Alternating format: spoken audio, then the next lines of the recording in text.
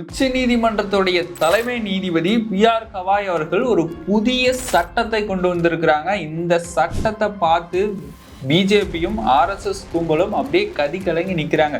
என்னடா இந்த உச்ச நீதிமன்ற தலைமை நீதிபதி வந்ததுலேருந்தே நமக்கு எதிராக செயல்படுறாரு, பல திட்டங்களை கொண்டு வராரு அப்படின்னு சொல்லிட்டு அவங்க கலங்கி நிற்கிறாங்க.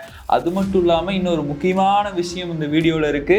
தேர்தல் ஆணையத்தை உச்ச நீதிமன்றம் விசாரணை செய்ய போகுது அப்படிங்கிற ஒரு நியூஸ் இப்ப பரவிட்டு இருக்குது. அந்த நியூஸ் பத்தியும் இவர் என்ன சட்டம் கொண்டு வந்தார், இந்த சட்டம் எந்த மக்களுக்கானது, இது சார்ந்த முழு விவரத்தை இந்த வீடியோல பார்க்க இருக்கிறோம். வாங்க வீடியோக்குள்ள போலாம்.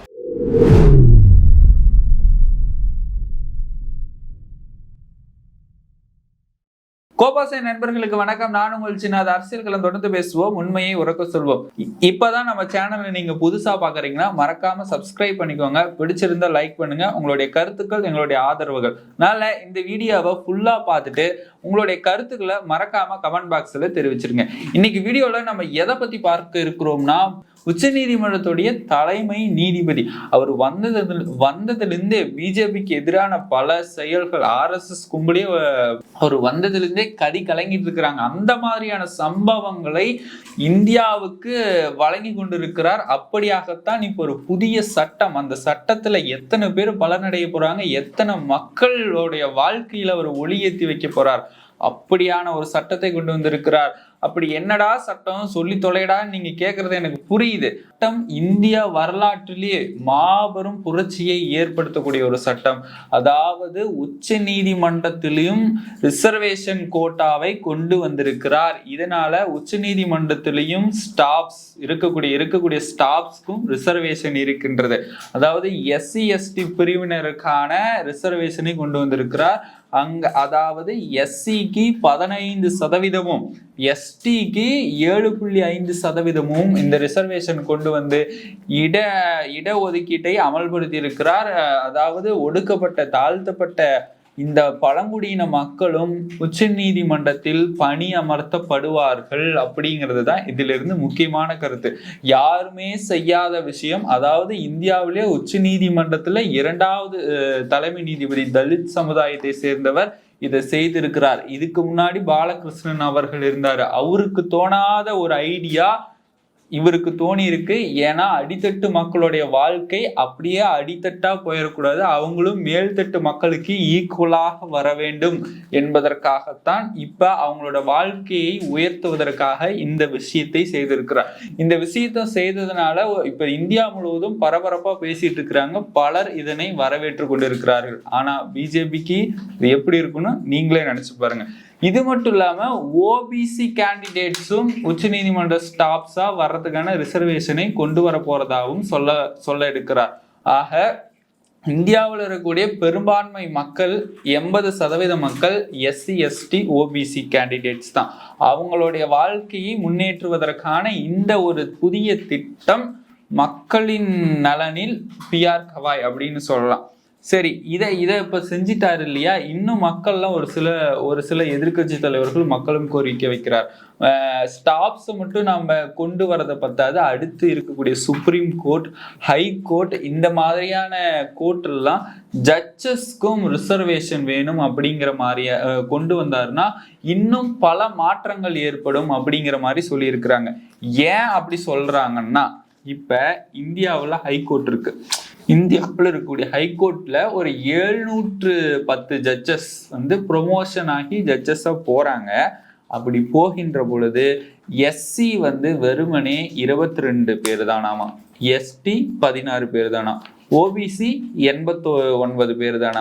இப்படி இந்த விஷயத்தை பார்க்கின்ற பொழுது ரொம்ப அதிர்ச்சியாக இருக்குது. அதாவது இந்தியாவுடைய பெரும்பான்மை மக்களான OBC ST மக்கள் எல்லாம் 80% இருக்கின்ற பொழுது வெறும் 20% பேர் தான் இந்த மாதிரி ஜட்ஜா நியமனம் பண்ணி இருக்கிறாங்க. இது வந்து எப்படி அப்படிங்கிற மாதிரியான கேள்விக்குறியாக இருக்கிறது. இப்போ பாத்தீங்கன்னா 710 பேர், இந்த 710 பேர்ல SC ST OBC இவங்களெல்லாம் போக மீதம் இருக்கக்கூடிய 586 பேரும் உயர் சாதியினர் தான். அப்ப உயர் சாதியினருக்கு அவ்வளோ பர்சன்டேஜ் கொடுத்து அத்தனை பேர் ப்ரொமோஷன் கொடுத்து ஜட்ஜ் ஆக்கி இருக்கிறீங்க.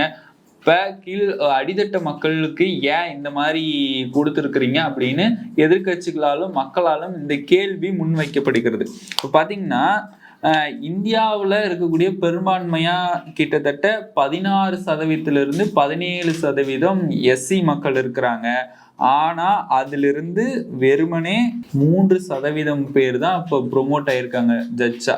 அதே மாதிரி எஸ்டி 2.2% தான். அதே மாதிரி ஓபிசி 12% தான். அப்ப அந்த ரிசர்வேஷன் கோட்டா அப்படிங்கிறது இந்த மக்களுக்கான ரிசர்வேஷன் கோட்டாங்கிறது மிக மிக குறைவான சதவீதமா இருக்கு.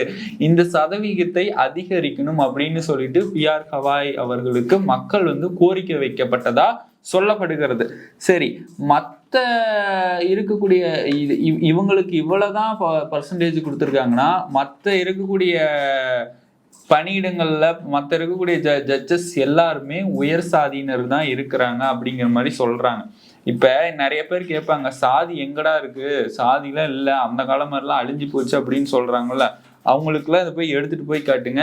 இன்னும் சாதி மைன்யூட்டா உள்ள நுழைஞ்சி அதிகார வர்க்கத்துல சாதி இருக்கு அப்படின்னு இந்த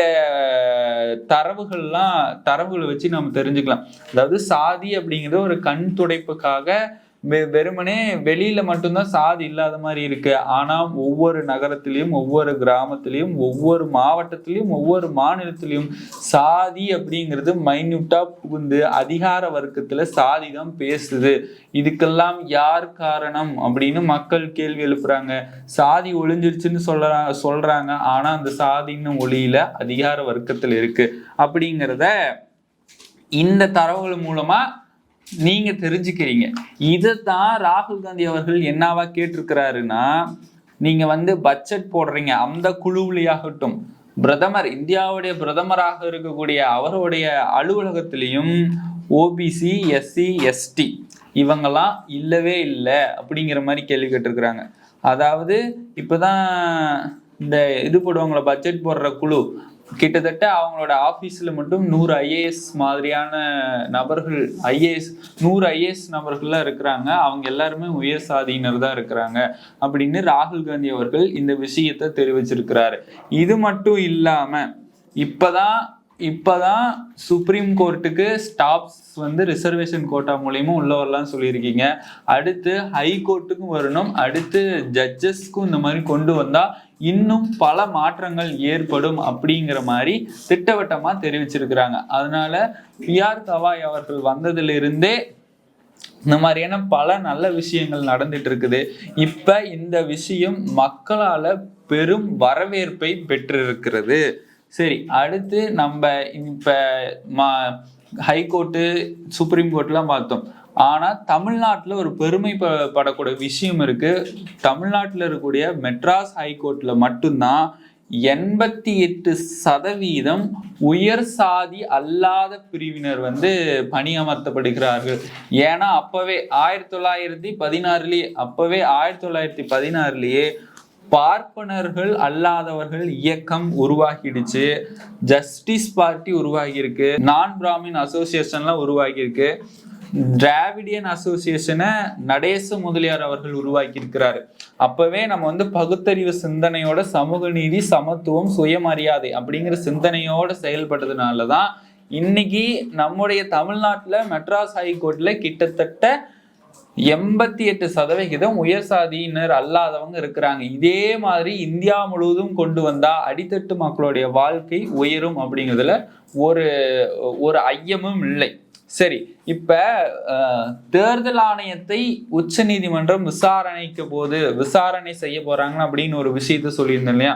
அந்த விஷயத்தை பத்தி ஒரு சின்னதா ஒரு இன்ட்ரோடக்ஷன் கொடுத்துட்றேன். ஏன்னா பீகார்ல அடுத்து வரக்கூடிய தேர்தல் நடக்க போது SIR, அதாவது ஸ்பெஷல் இன்டென்சிவ் ரிவிஷன், நீங்க கேள்விப்பட்டிருப்பீங்க. இது சார்ந்து பல வீடியோக்கள் போட்டிருக்கோம்.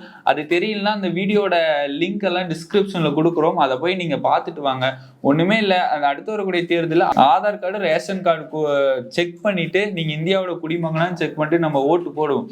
ஆனா இந்த ஸ்பெஷல் இன்டென்சிவ் ரிவிஷன் மூலமா பர்த் சர்டிபிகேட்டு எங்க பிறந்தீங்க அப்படிங்கிற சர்டிபிகேட், உங்க அப்பா அம்மாவோடைய சர்டிபிகேட், அதுக்கு ஒரு டேட்டு, 2004க்கு முன்னாடி, 2004க்கு பின்னாடி, 1900க்கு இந்த மாதிரியான ஒரு பல விஷயங்கள் பேசியிருந்தோம். அதை நீங்க முழுசா விவரமா பார்த்துட்டு வாங்க. அது இந்தியா அங்க இருக்கக்கூடிய பீகார்ல இருக்கக்கூடிய வாக்காளர்களுடைய ஓட்டுரிமையை பறிக்கும் விதமாக இருந்ததுனால இது சார்ந்து அங்க இருக்கக்கூடிய எதிர்கட்சிகள் எல்லாம் உச்ச நீதிமன்றத்துல மனுக்கள் கொடுத்திருக்கிறாங்க. அந்த மனுவை விசாரணை செய்ய போறதாக தகவல் வந்திருக்கு. ஜூலை 10க்கு தள்ளி வச்சிருக்கிறாங்க. அந்த மனு உச்ச நீதிமன்றத்துல கொடுத்துட்டாங்க. ஜூலை 10 தேர்தல் ஆணையத்தை விசாரிக்க போறாங்க. அதுக்கு சம்பந்தப்பட்ட டாக்குமெண்ட்ஸ் எல்லாமே இப்ப தயாராகிட்டு இருக்கு. மக்களுக்கு சாதகமா இந்த இது தீர்ப்பு வரணும். ஏன்னா பலருடைய கிட்டத்தட்ட 4 கோடி வாக்காளர்களுடைய ஓட்டுரிமையை பறிக்கும் விதமாக இருக்கிறது இந்த தேர்தல். அப்படிங்கிறதுனால நிச்சயமா மக்களுக்கு ஆதரவா தான் தீர்ப்பு வரும் அப்படிங்கிறத நம்ம பொறுத்து இருந்து பார்ப்போம். சரி, உச்ச நீதிமன்றத்துல இந்த மாதிரியான ஒரு நல்ல திட்டத்தை கொண்டு வந்த பிஆர் கவாய் அவர்களுக்கு இந்தியா மக்கள் சார்பாகவும் நம்முடைய சேனல் சார்பாகவும் வாழ்த்துக்களும் நன்றிகளும் தெரிவித்துக் கொண்டு, மீண்டும் இந்த மாதிரியான நல்ல அரசியல் செய்திகளை பார்ப்பவராக நீங்கள் இருந்தால் நம்முடைய சேனலை சப்ஸ்கிரைப் பண்ணிக்கோங்க, லைக் பண்ணுங்க, மறக்காம பெல் ஐக்கானை கிளிக் பண்ணிக்கோங்க. இதை நீங்க எப்படி பாக்குறீங்கன்னு மறக்காம கமெண்ட் பாக்ஸில் தெரிவிச்சிருங்க. மீண்டும் ஒரு நல்ல அரசியல் களத்தில் நான் உங்களை சந்திக்கிறேன். அதுவரை உங்களிடமிருந்து விடைபெறுவது நான் உங்கள் சின்னா.